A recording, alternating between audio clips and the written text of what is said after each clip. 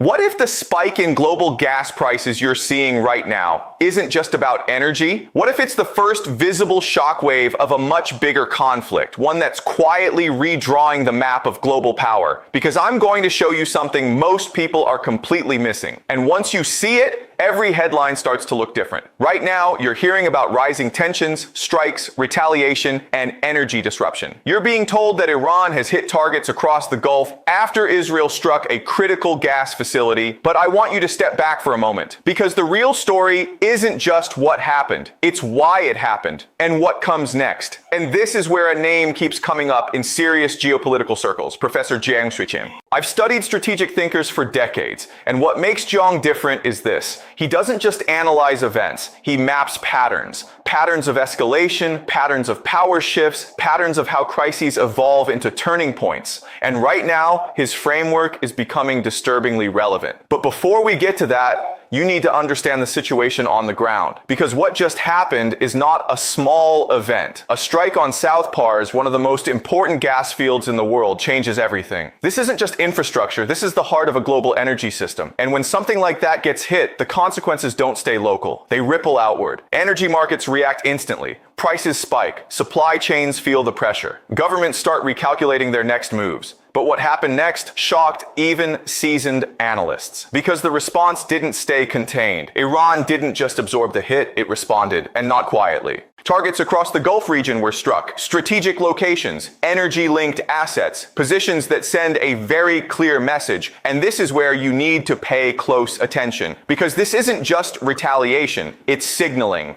And that signal is being sent to multiple audiences at once. Regional rivals, global powers, energy markets. And this is where Professor Jiang's perspective becomes extremely interesting, because he argues that events like this are rarely isolated. They're part of a sequence, a chain of moves that gradually escalates pressure while testing limits. But here's the part most people overlook. Every move is calculated. Every response is measured, not just for immediate impact, but for how it shifts the broader strategic environment. Now let me break this down for you in a way that actually makes sense. Imagine the global system as a network of pressure points. Energy is one of the biggest. And the Middle East sits right at the center of that network. You disrupt energy here and the entire world feels it. But this is where the next development could change everything. Because when gas prices spike, it's not just an economic issue. It becomes political. It becomes strategic. Countries start looking for alternatives. Alliances begin to shift. Dependence becomes vulnerability.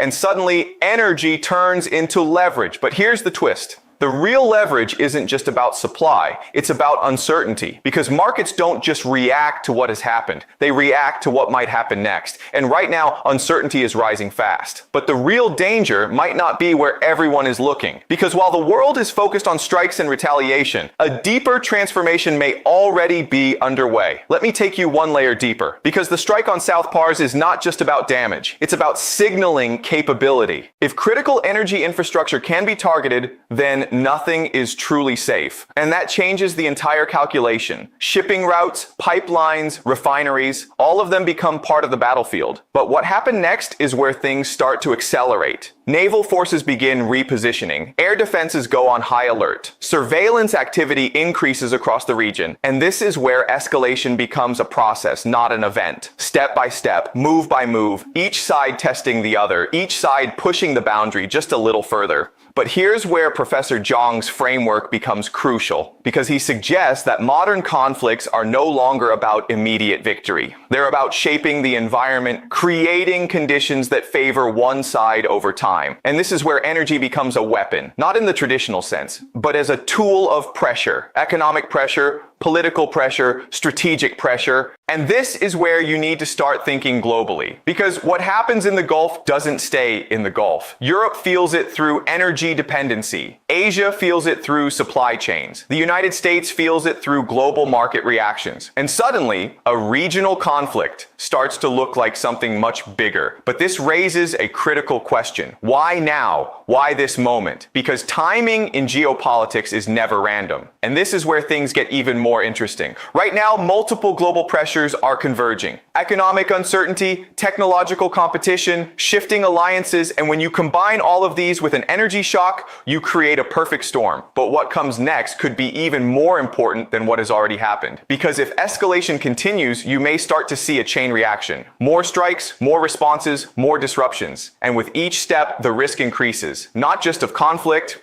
but of miscalculation. And this is where history becomes very relevant, because major conflicts rarely begin with a single decision. They emerge from a series of smaller ones, each one logical on its own, but together leading to something much bigger. And this is exactly the kind of pattern Jiang warns about. Now, let me show you something that most people don't realize. This situation is not just about Iran and Israel. It's about the global balance of power, because every major player is watching this very closely. And they're not just watching, they're learning, they're adapting, they're preparing. And this is where the next phase of this story becomes critical. Because if energy continues to be disrupted, the global system starts to fragment. Countries begin to prioritize security over efficiency. Supply chains become regional. Energy alliances become strategic. And this is how a global order begins to shift.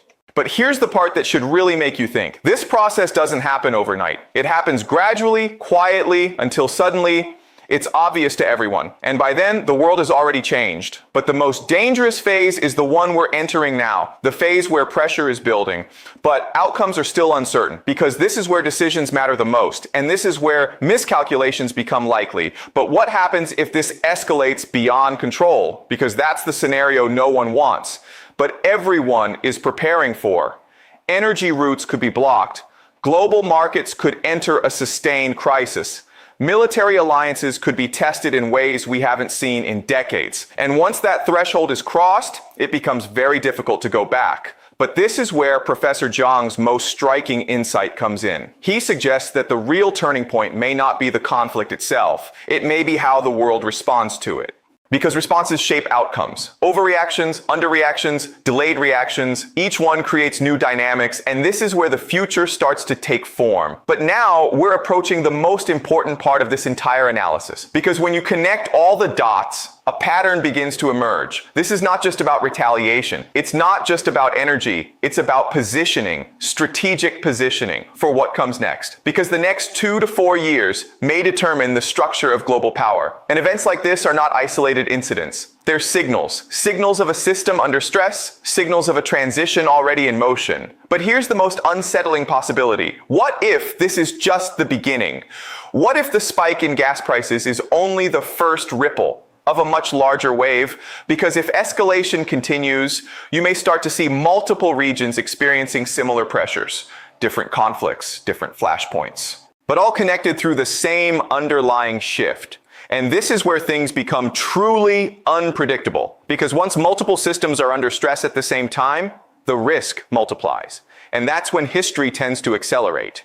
But here's the final piece you need to understand. The future is not predetermined. It's shaped by decisions. Decisions being made right now in war rooms, in government offices, in strategic command centers. And those decisions will determine whether this situation stabilizes or spirals. So the next time you see headlines about gas prices, strikes, or escalation, I want you to look deeper, because what you're witnessing may not just be another crisis, it may be the early stage of a global transformation. And the real question is not whether the world is changing, it clearly is. The real question is this: what kind of world will emerge on the other side of this pressure? Because that answer is being written right now.